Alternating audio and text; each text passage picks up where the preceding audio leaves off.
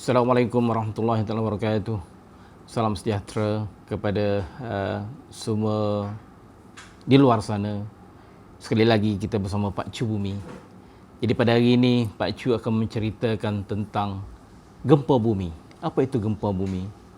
Sebab itulah Pak Chu hari ini pakai baju batik Indonesia yang selalu kita tahu bahawa gempa buminya banyaknya datang daripada Indonesia. Indonesia merupakan satu tempat di dunia ini yang paling aktif berlakunya gempa bumi. Jadi selaras yang itulah maka Pak Chu sempena dengan tajuk ini. Pak Chu berpakaian ala-ala Indonesia. Kita serumpun. Jadi Malaysia, Indonesia adalah serumpun. Jadi Pak Chu pilih juga tajuk ini adalah sempena dengan ulang tahun yang ke 16 tahun di mana berlakunya suatu peristiwa besar yang dirantau kita ini, iaitu pada 26 hari bulan Disember 2004, iaitu tsunami di Aceh, di mana ribuan nyawa telah terkorban disebabkan oleh fenomena tsunami yang juga disebabkan oleh gempa bumi. Jadi apa itu gempa bumi? Gempa bumi itu merupakan satu gejala semula jadi yang berlaku di atas muka bumi ini adalah selaras dengan kawasan, kita panggil dia sebagai sempadan kepingan ataupun dia punya plate boundary. Jadi sebagaimana yang Pak Chu cerita sebelum ini dalam tajuk tektonik, di mana dunia kita ini adalah dibahagi kepada segmen-segmen ataupun plate-plate, sama ada yang besar dan juga kecil. Semuanya ada 15 plate, ada semua 15 keping kesemuanya, dan kita di Malaysia ini berada di dalam kepingan Eurasia. Apa sebenarnya berlaku di dalam fenomena gempa bumi ini adalah agak unik dan berlaku secara semula jadi. Segala-galanya adalah hasil daripada pelanggaran di antara dua plate ataupun dua kepingan, di mana satu adalah menyusut ke bawah dan daripada menyusut ke bawah itulah maka apabila tekanan yang diberikan maka dia akan menyebabkan tenaga tersimpan. Apabila sampai satu ketika tenaga tersebut akan diserakkan ataupun disebarkan, dan daripada situlah maka berlakunya gempa. Jadi umpamanya sebegini, Pak Chu ada kayu ni. Kalau kita kepak kayu ni, kita sebenarnya telah memberi tenaga kepada kayu ini. Dan pada satu ketika kayu ini akan patah. Dan patah itu merupakan itulah akan berlaku kepada kepingan bumi. Dan kepingan bumi yang kita tahu disebabkan oleh daya tektonik yang begitu hebat yang secara berterusan, maka terbentuklah sesar-sesar. Sesar di mana sesar adalah pergerakan di antara dua plate tu adalah dua blok batuan atau dua blok batuan dah akan bergerak begini. Daripada pergerakan itulah maka terbentuknya wujudnya satu epicenter ataupun tempat di mana punca gempa berlaku. Kalau kita perhatikan di manakah gempa tu taburan gempa yang ada di seluruh dunia itu adalah selaras dengan sempadan kepingan tektonik, di mana macam di rantau kita ini kita ada Ring of Fire.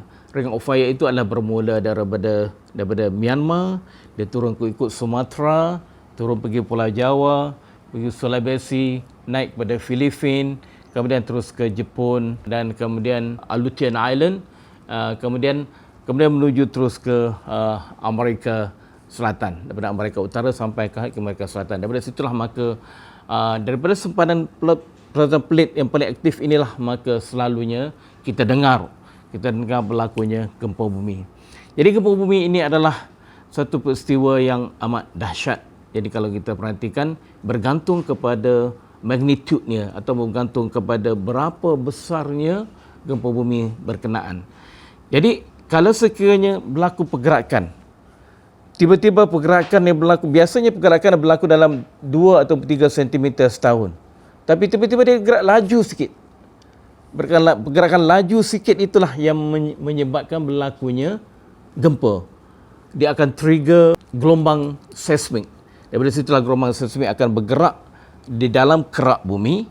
Kalau bergerak dalam kerak bumi dalam bentuk P wave dan juga dalam bentuk S wave. Jadi kedua-dua kombinasi daripada P ataupun primary wave ataupun gelombang utama dan juga gelombang kedua ataupun secondary wave, inilah yang akan menyebabkan berlakunya kerosakan di atas permukaan bumi. Di mana bumi yang berlakunya ada macam-macam bentuk yang berlaku. Kalau kita tengok apa yang di dalam kawasan-kawasan di mana berlakunya gempa bumi, kita nampak dia punya perubahan morfologi berlaku disebabkan oleh gelombang ataupun gerakan gelombang yang berjalan di dalam kerak bumi. Jadi faktor-faktor inilah yang menyebabkan semua struktur-struktur yang ada dibina oleh manusia dan juga yang semula jadi akan berlaku kemusnahan. Dan gempa bumi ini adalah yang biasa kita dengar adalah banyak juga di Indonesia, di Jepun, Filipina dan juga berlaku banyak juga di sebelah-sebelah Amerika Selatan dan juga sekarang ni gempa yang dijangka akan berlaku, gempa bumi yang besar yang dijangka akan berlaku adalah di Amerika, di mana gempa yang dijangka akan berlaku sepanjang sesar yang paling aktif di dunia, itu dipanggil the San Andreas Fault. Jadi San Andreas Fault itulah yang merupakan sesar yang paling aktif ataupun active fault yang ada di atas muka bumi atau dunia ini.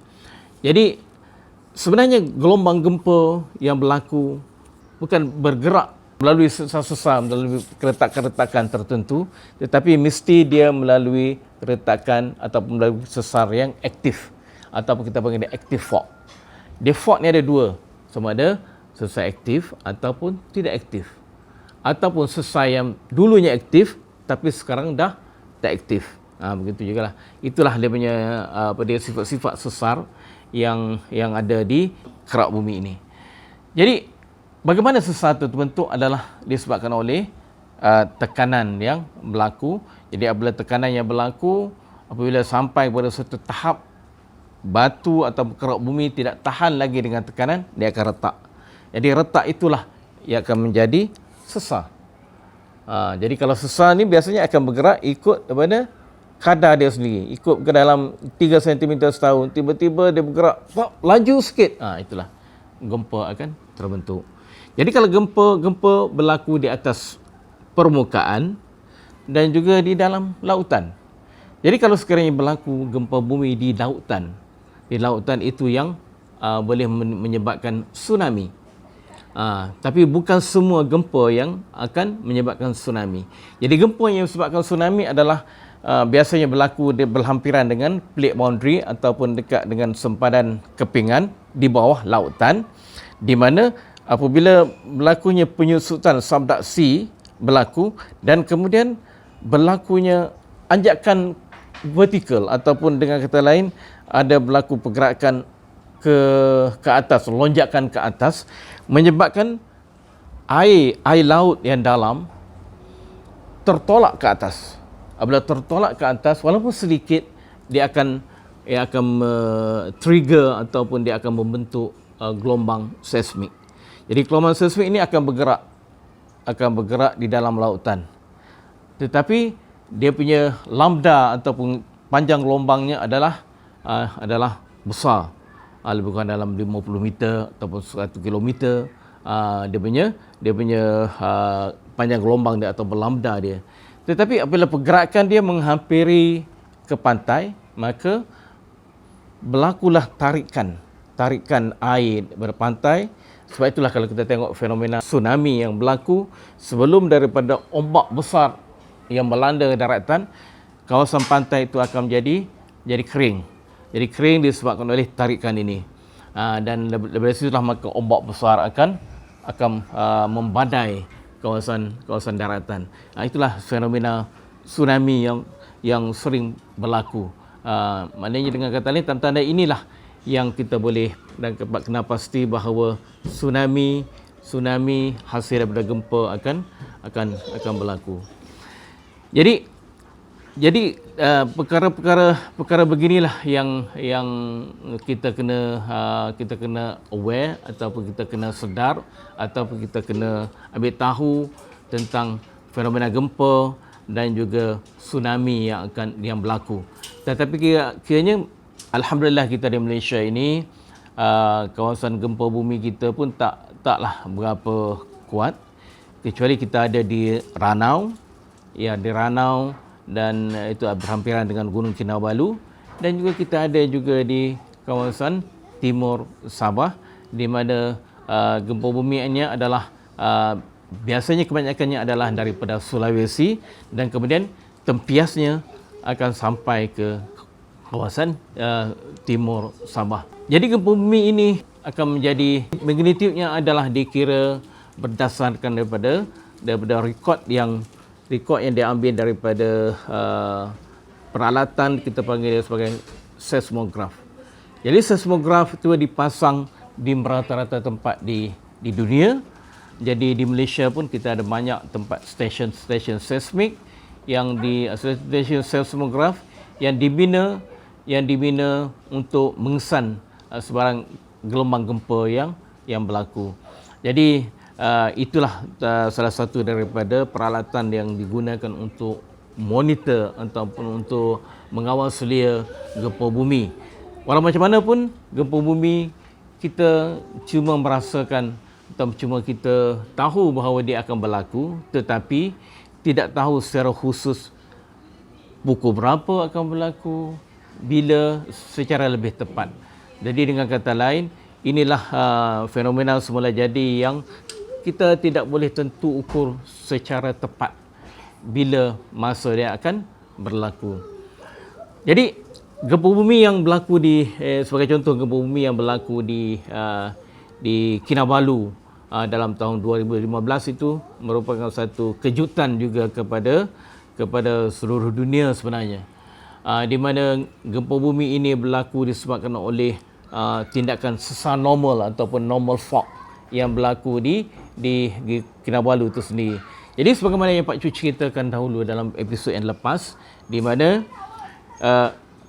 Gunung Kinabalu itu sampai sekarang ini adalah masih lagi dalam proses meningkat ketinggian dia, lebih kurang dalam 3 cm setahun. Kita bayangkanlah peningkatan ketinggian Gunung Kinabalu itu adalah memberi kesan kepada kawasan sekitar dia, atau dengan kata lain, tenaga yang terhasil daripada proses inilah, maka dia akan rilis ataupun tenaga tersebut akan diserakkan melalui sesar normal yang ada di Kundasang.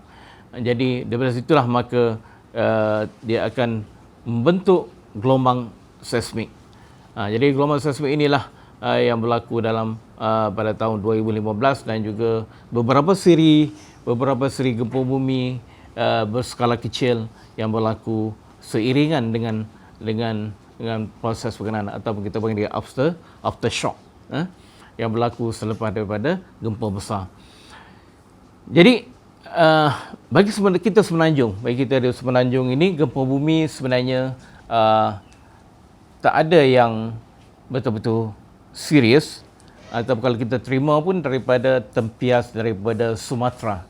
Dan gempa bumi daripada Sumatera akan dirasai oleh bangunan-bangunan tinggi di kawasan Kuala Lumpur dan juga kawasan sekitarnya, dan juga di Penang bolehlah kita merasai gegaran berkenaan kalau sekiranya berlaku dalam skala yang ada dalam magnitude yang besar, ataupun biasa kita ukur dalam skala Richter scale.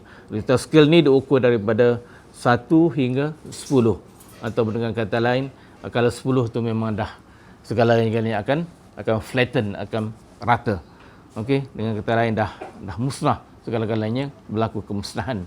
Yang berlaku di Semenanjung ini adalah cuma satu gempa yang berlaku disebabkan oleh anthropogenic punya faktor, di mana pada tahun 1985 kalau tak silap Pak Cu, berlakunya gempa bumi di Kenyir di Terengganu, di mana pada masa itu proses untuk menakung air di empangan Kenyir berlaku. Jadi kalau sekiranya Sungai Terengganu ditahan, maka air akan meningkat secara cepat. Jadi air itu ditahan oleh empangan Kenyir. Jadi air akan meningkat secara cepat dan kemudian hasil daripada proses peningkatan berkenaan, jadi tanah-tanah yang ada di sebelum ini adalah kering, sekarang ini dah dimasuki air, jadi berlakulah tanah runtuh berskala besar di bawah permukaan air. Jadi apabila berlaku berkenaan, maka dari situlah wujudnya dia akan trigger satu gelombang gempa di permukaan tasik, jadi menyebabkan berlakunya fenomena gegaran yang berlaku di kawasan Kenyir. Jadi inilah yang sebenarnya berlaku gempa bumi, tetapi bukan disebabkan oleh aktiviti tektonik, tetapi disebabkan oleh aktiviti manusia. Jadi bagi kita di Malaysia ini, alhamdulillah kita berada dalam zon selamat.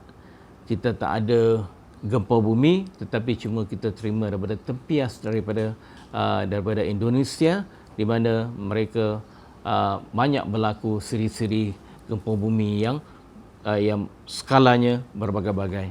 Jadi mudah-mudahan perkongsian kali ini akan memberi manfaat kepada semua.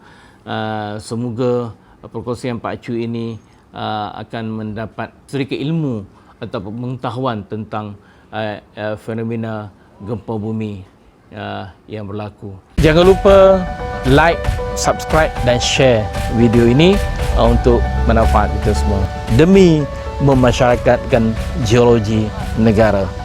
Bye bye. Assalamualaikum.